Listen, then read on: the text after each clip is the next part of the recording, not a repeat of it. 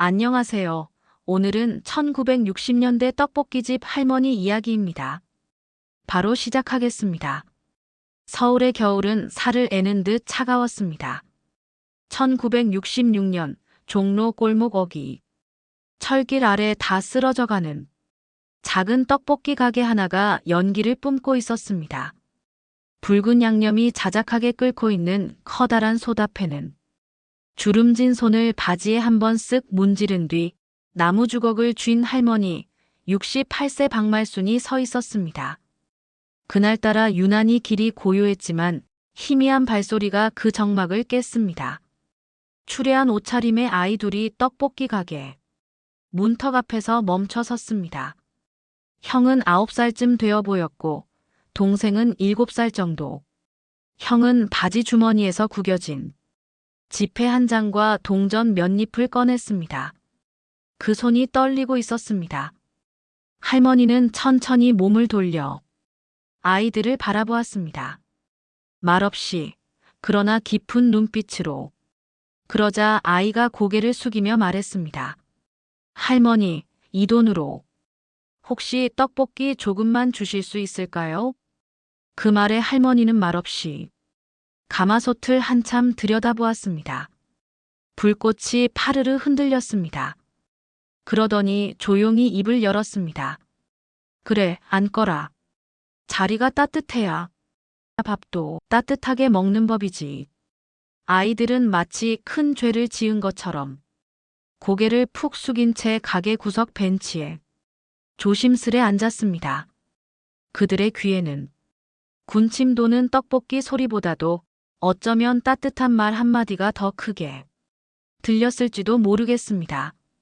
할머니는 떡볶이를 휘저으며 슬쩍 물었습니다. 너희들 지금 몇 살이니? 9살이요. 그리고 7살이요. 그래. 어디 살아? 근처 공터예요. 천막 안에서요. 잠시 멈칫한 할머니는 조용히 물었습니다. 부모님은? 형이 조용히 고개를 저었습니다. 동생은 허리를 웅크린 채 모자를 벗지 못한 채였습니다. 그제야 할머니는 가게 구석에 묶여있던 강아지를 바라보았습니다. 이름은 순이. 늘 밥을 챙겨주던 존재였는데 저 아이들은 그 순이보다도 말라 있었습니다. 할머니는 떡볶이를 국자로 한가득 퍼서 접시에 담았습니다. 그리고는 아이들 앞에 내밀며 말했습니다. 자, 배고플 땐 언제든 와. 돈 없어도 돼. 그냥 와서 먹고 가렴. 아이들은 한참을 망설이다가 조심스레 떡볶이를 입에 넣었습니다. 그 작은 입에 들어간 떡 하나가 눈물을 불러왔습니다. 동생은 울지 않으려 애썼지만 결국 눈물이 뚝뚝 떨어졌습니다. 말순 할머니는 그 모습을 아무 말 없이 바라보다가 조용히 등을 돌려 주걱을 다시 쥐었습니다. 떡볶이는 계속 끓고 있었습니다. 그러나 그날 그 붉은 양념 위엔 오래도록 멈춰 서 있는 무언가가 있었습니다. 바로 사람의 마음이었습니다. 그날 이후 아이들은 가끔씩 떡볶이 집에 모습을 드러냈습니다. 처음엔 문 앞에서 멈춰 서기만 하던 아이들이었지만 어느 순간부터는 익숙하게 문을 열고 들어왔습니다. 말순 할머니는 그런 아이들을 보며 아무 말 없이 떡볶이를 퍼주었습니다. 형은 여전히 고개를 푹 숙인 채 감사하다는 말도 제대로 하지 못했고 동생은 늘 모자를 벗지 않은 채 한 손으로 그릇을 조심스레 끌어안았습니다. 그날은 유독 바람이 차가웠습니다. 가게 안에는 손님 하나 없고 가스불 위 솥뚜껑만이 미세하게 떨리고 있었습니다. 말순은 두 아이를 바라보다가 문득 입을 열었습니다. 너희 이름은 뭐니? 형이 조심스레 대답했습니다. 저는 진우고 동생은 진석이에요. 그래, 진우, 진석 이름 참 곱다. 몇 살이라 했더라? 9살, 7살이요. 그제야 할머니는 큰 한숨을 쉬었습니다. 한쪽 벽에 붙은 달력이 찢겨 있었습니다. 아이들 나이만큼의 시간이 말없이 흘러간 느낌이었습니다.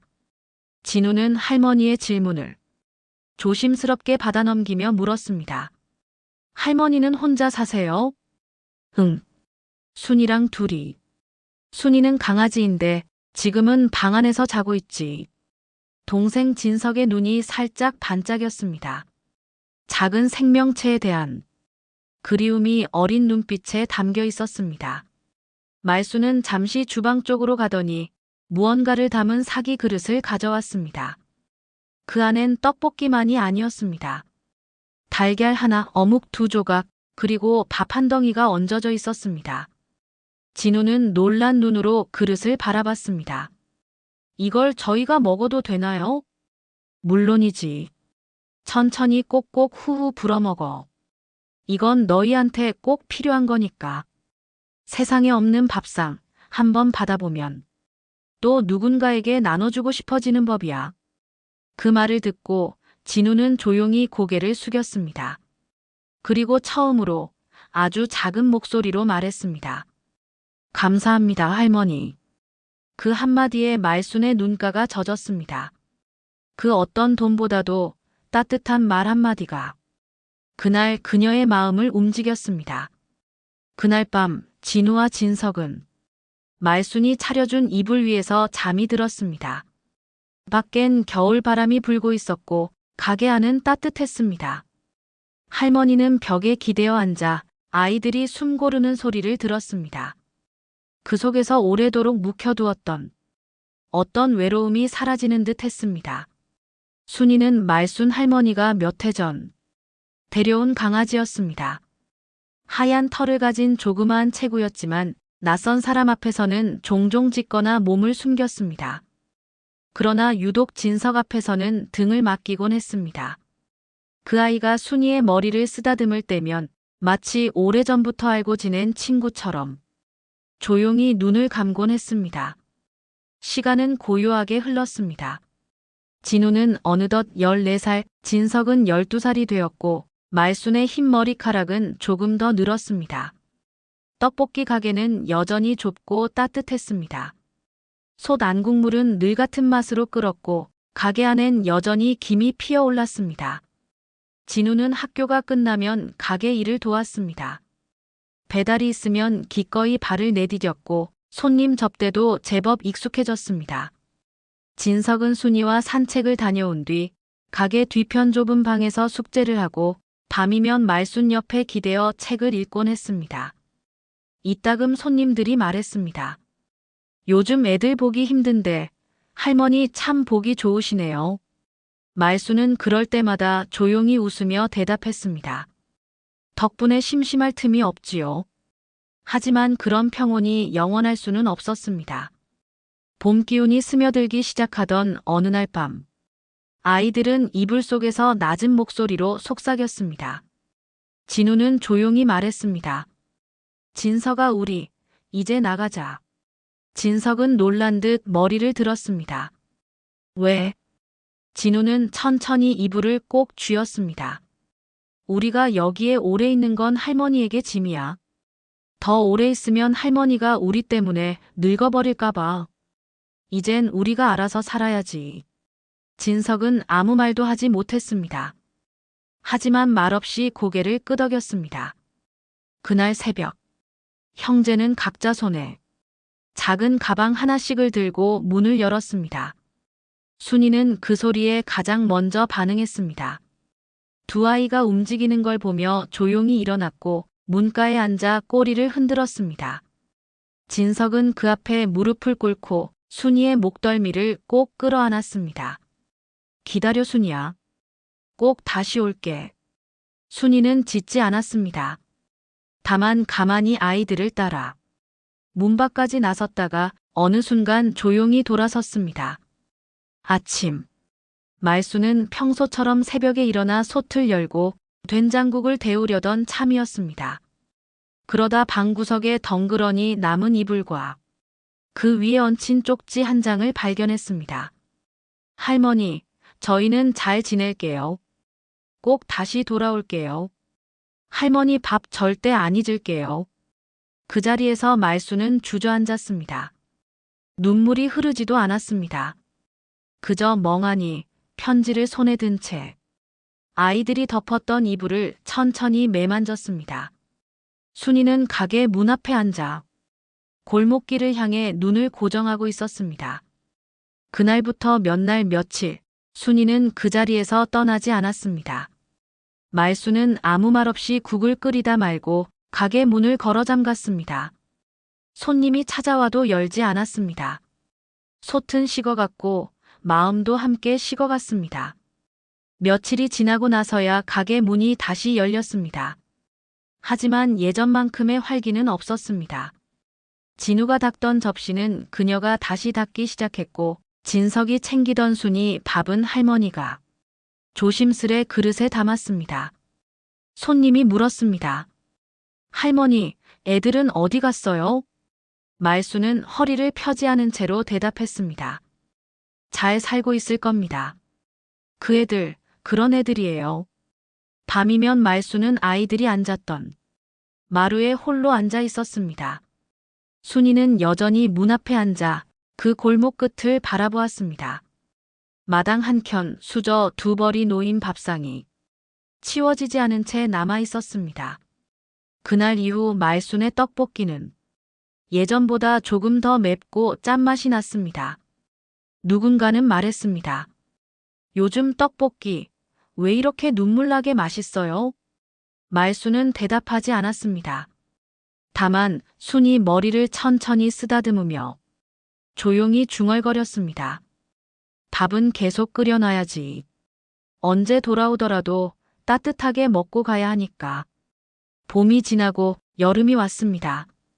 하지만 말순 할머니의 하루는 계절을 알지 못한 채 흘러가고 있었지요. 그녀가 매일같이 데우던 떡볶이 국물은 자주 눌어붙었고 순이조차 하루 종일 문 앞에 앉아 졸기만 했습니다. 진우가 닦던 접시엔 먼지가 앉았고 진석이 웃던 방 한켠은 조용히 굳은 공기로 채워졌지요. 무언가가 빠져나간 자리는 그 크기만큼 더 큰 고요를 만들어냈습니다. 그날도 가게 문은 평소처럼 열려 있었지만 손님은 거의 없었습니다. 지나가던 이웃 아주머니가 말했습니다. 할머니, 애들은 요즘도 안 와요? 말수는 숟가락을 닦던 손을 멈추며 조용히 웃었습니다. 응, 아직은. 애들이 알아서 잘 클 거예요. 시간이 좀 더 필요하겠죠. 하지만 밤이 되면 그녀는 자주 문 앞에 앉아 있었습니다. 순이는 그 옆에 등을 붙이고 앉아 골목 끝을 오래도록 바라보았지요. 어느 날 가게 문 아래로 편지 한 통이 슬며시 들어왔습니다. 말수는 가슴이 철렁하며 봉투를 열었지요. 할머니, 저희 잘 지내고 있어요. 진우는 공장에서 일하고 있고 저는 책을 계속 읽고 있어요. 순이도 잘 있죠? 떡볶이 냄새가 그리워요. 곧 찾아뵐게요. 정말이에요. 진석 드림. 편지를 쥔 말순의 손이 떨렸습니다. 그날 밤 그녀는 처음으로 순이에게 웃으며 말했어요. 우리 진우랑 진석이 잘 지내고 있대. 편지도 쓸 줄 알고 참 대견하지. 순이는 조용히 눈을 감은 채 말순의 무릎에 머리를 기대었지요. 하지만 기다림은 오래 지속되었습니다. 그 뒤로 편지는 오지 않았고 사람들은 시간이 흐를수록 아이들의 존재를 잊어갔습니다. 말순은 동네 아이들이 학교 끝나고 사탕을 사러 오는 걸 볼 때마다 어느새 떡볶이를 2접시 담고는 멈춰섰지요. 그러곤 허공을 보며 중얼거렸습니다. 진우 거, 진석 거.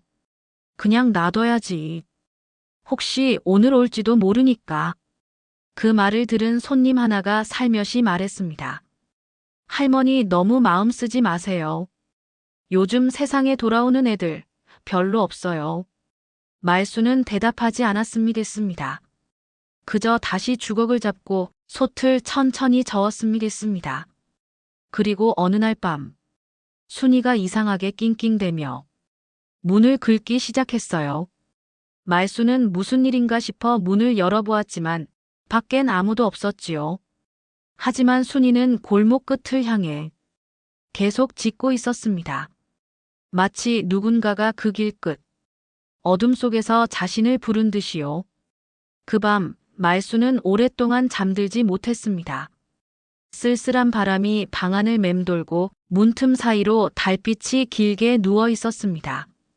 그녀는 조용히 이불을 덮으며 말했지요. 올 거야. 꼭 올 거야. 그 말에 순이는 말없이 머리를 베개에 기대고 숨을 고르기 시작했어요. 두 존재의 기다림은 그렇게 소리 없이 이어지고 있었습니다. 아이들이 떠난 후 서울의 계절은 3번이나 바뀌었습니다.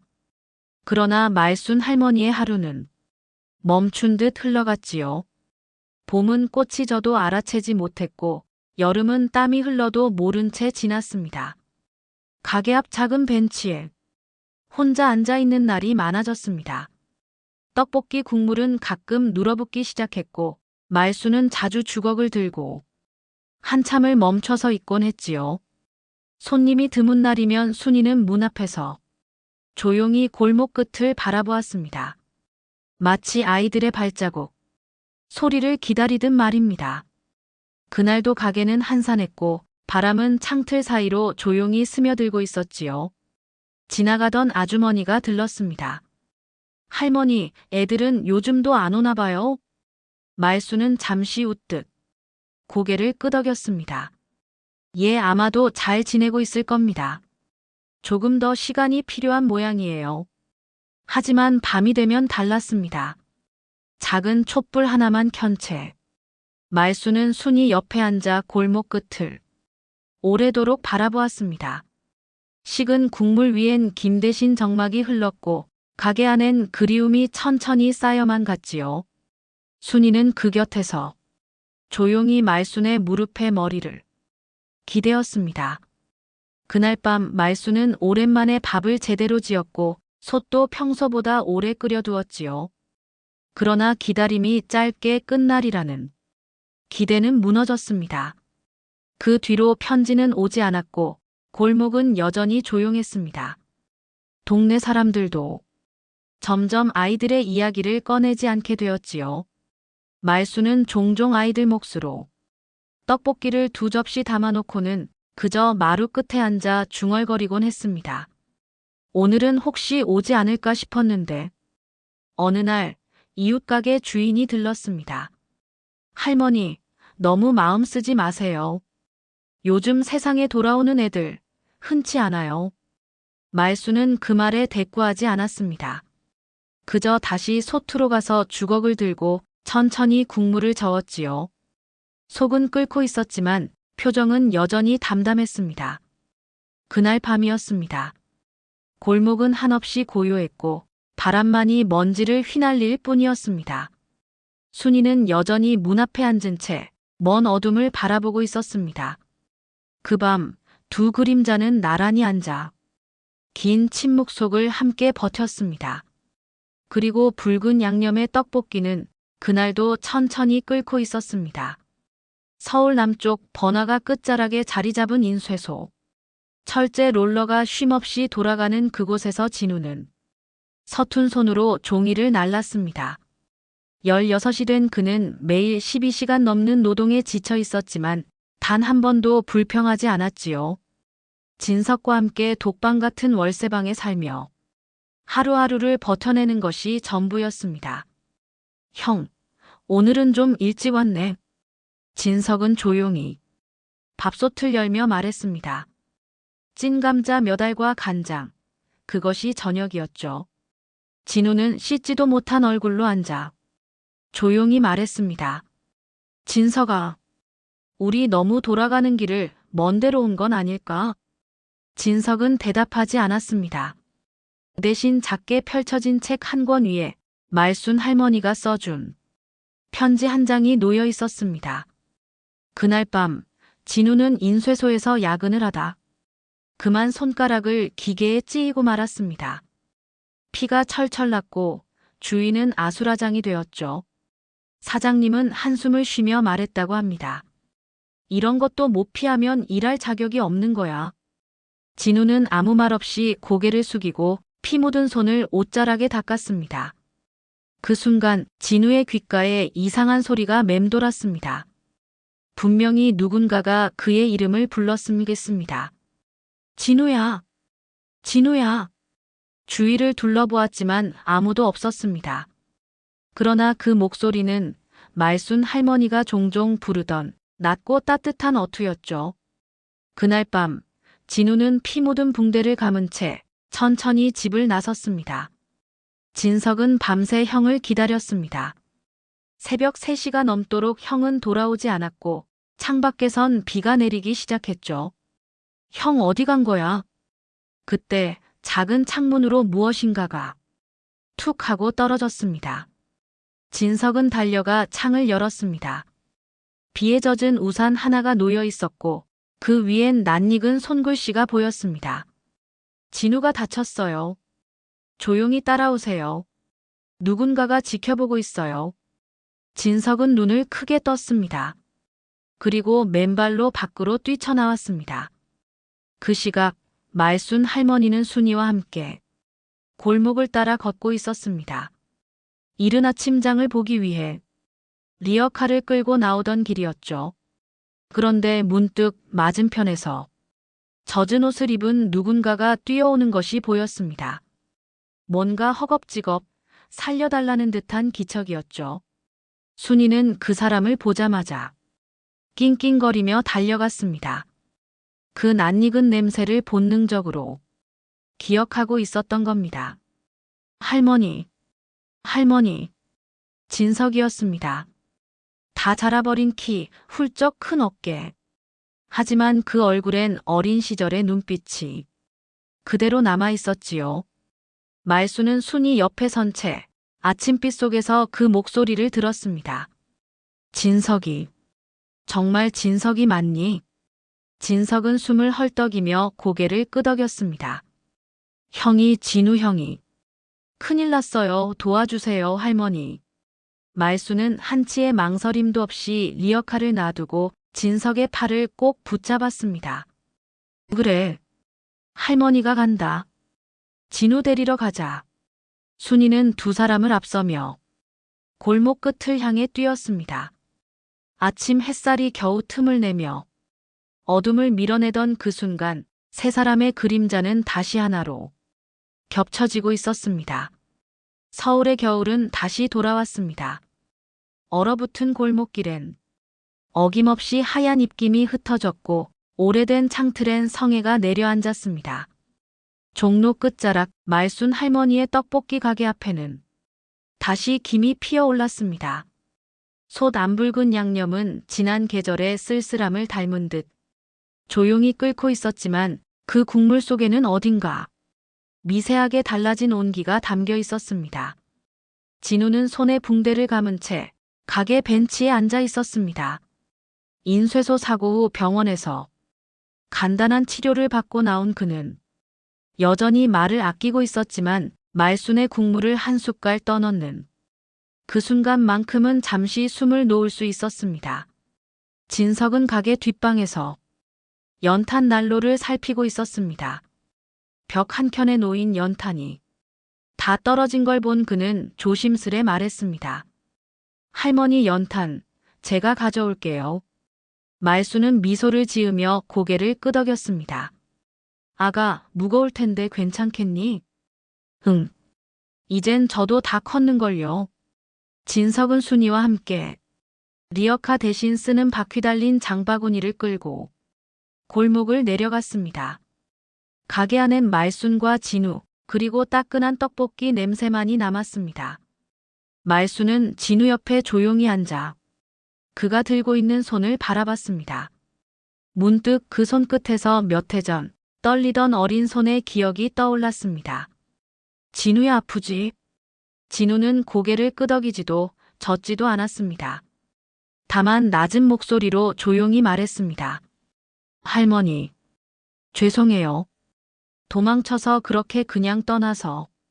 말수는 진우의 손등을 부드럽게 덮으며 고개를 저었습니다.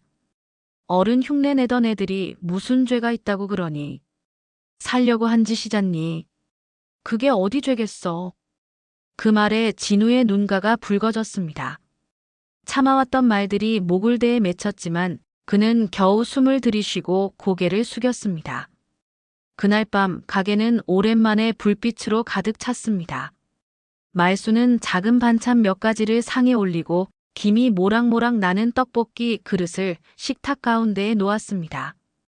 진석은 수줍게 말순 앞에 앉았고 순이는 그들 곁에서 꼬리를 말아 감은 채 조용히 자리를 지켰습니다. 진우는 한 숟갈을 뜬 뒤 멈칫했습니다. 이 맛 그대로예요. 말수는 웃으며 말했습니다. 그렇지. 너희 언제 돌아올지 몰라서 계속 그대로 끓여놨지. 혹시나 하고.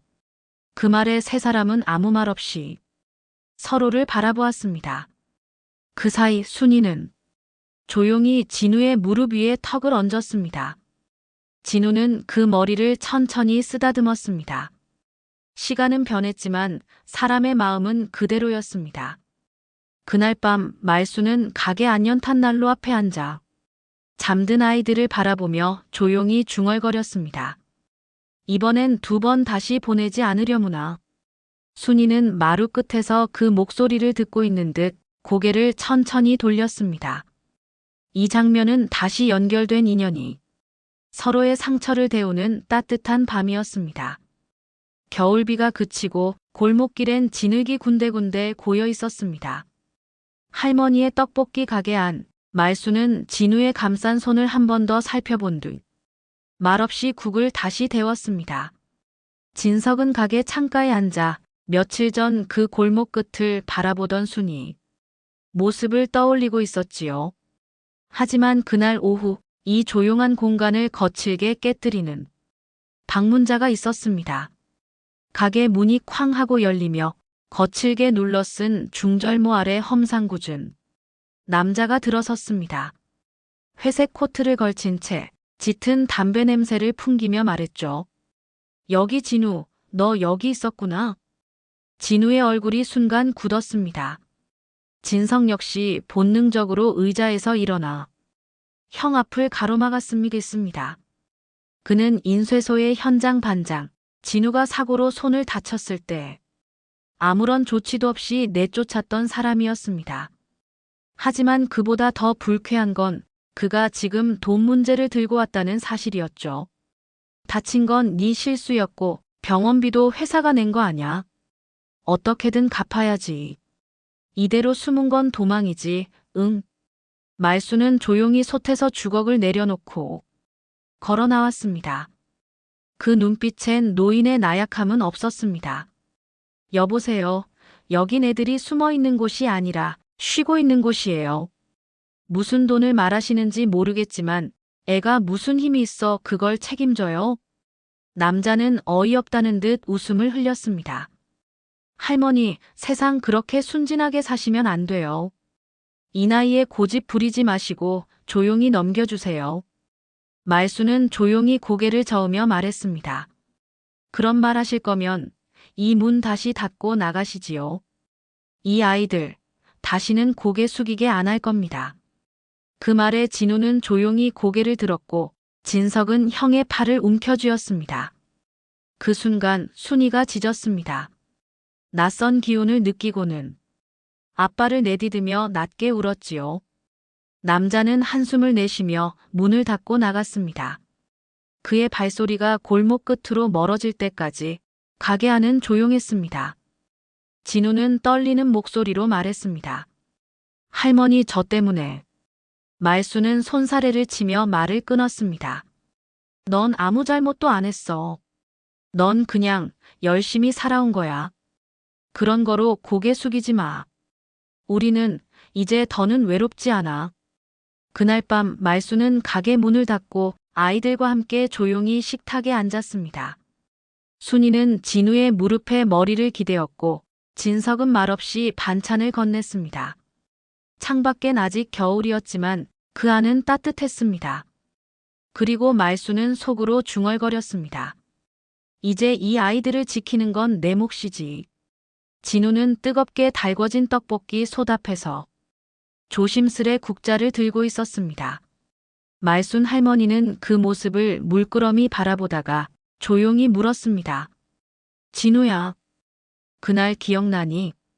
처음 왔을 때 너희 손에 지폐 한 장 있었지. 진우는 고개를 천천히 끄덕였습니다. 그러고는 입술을 꾹 다문 채 그 자리에서 멈춰 섰습니다. 국자에서 떡 하나가 흘러내렸고 그 소리에 말수는 천천히 다가와 말했습니다. 그 돈, 받지 않고 준 거. 그거, 내가 주고 싶어서 준 거야. 너희가 너무 말라서, 순이보다 말라서. 그래서 못 참겠더라. 그 말에 진우는 더 이상 아무 말도 하지 못했습니다. 입을 때려 했지만 목이 메어 한 글자도 나오지 않았습니다. 그러다 떡볶이 손 옆 바닥에 조용히 주저앉았습니다. 할머니. 그 목소리 하나에 말수는 깜짝 놀라 그를 내려다봤습니다. 그날 한 숟가락 먹고 나서요. 세상에 이런 맛이 있구나 했어요. 뜨겁고 맵고 그런데 따뜻했어요. 사람한테도 이런 맛이 날 수 있구나 싶었어요. 진우의 눈에서 눈물이 한 줄기 또르르 흘러내렸습니다. 손등으로 훔쳐보려 했지만 그보다 먼저 울컥 솟구친 울음이 입술을 덮쳤습니다. 할머니 그때 아무 말도 못했어요. 고맙다는 말도 못하고 떡 하나 먹으면서 속으로만 울었어요. 왜 이런 사람한테 이런 친절을 주나? 우린 아무것도 없었는데. 그 말을 들은 말수는 조용히 무릎을 꿇었습니다. 그리고 진우의 어깨에 손을 올렸습니다. 진우야, 그게 내가 살아온 이유였습니다. 그날 너희 보면서 알았어. 아, 내가 이 떡볶이를 왜 하고 있는 건지. 진석도 조용히 다가와 형 옆에 앉았습니다. 그의 눈가 역시 벌써 젖어 있었습니다. 저도 기억나요. 그날 떡볶이 접시 받으면서 손이 너무 떨렸거든요. 그런데 할머니가 그냥 아무 말 없이 접시를 주셔서 그게 세상에서 제일 따뜻했어요. 말수는 더는 말을 잇지 못했습니다. 아이들이 자신을 향해 얼굴을 묻으며 울고 있었고 그들의 작은 등이 할머니의 가슴에 닿을 때마다 묵혀왔던 외로움이 덜컥 무너져 내렸습니다. 순이는 그들 곁으로 다가와 조용히 진우의 무릎 위에 턱을 얹었습니다. 세 사람은 그렇게 서로를 껴안고 가게 안은 울음으로만 가득 찼습니다. 아무도 위로하지 않았습니다. 그 누구의 말도 필요 없었습니다. 그저 울었습니다. 마음 안쪽에 묻어두었던 모든 슬픔과 고마움과 죄송함을 꺼내며 진우는 처음으로 마음 깊은 곳에서 터져나온 목소리로 말했습니다. 할머니, 이제야 말해요. 그때 정말 살려주셔서 고맙습니다. 말수는 아무 말 없이 진우의 손을 잡아주었습니다. 작업반장이 쏟아낸 독한 말보다 사람의 따뜻한 손길이 더 깊이 마음을 울리고 있었습니다. 가게 밖으론 늦은 봄비가 조용히 내리고 있었습니다. 그 비를 막는 작은 처마 아래 다시 김이 오르기 시작했습니다. 사람의 마음은 그렇게 다시 끓어오르고 있었습니다. 여러분도 비슷한 경험이 있으신가요? 댓글로 나누어 주어요. 끝까지 읽어주셔서 감사합니다. 구독, 좋아요, 알림 설정 글을 만드는데 큰 힘이 됩니다. 감사합니다.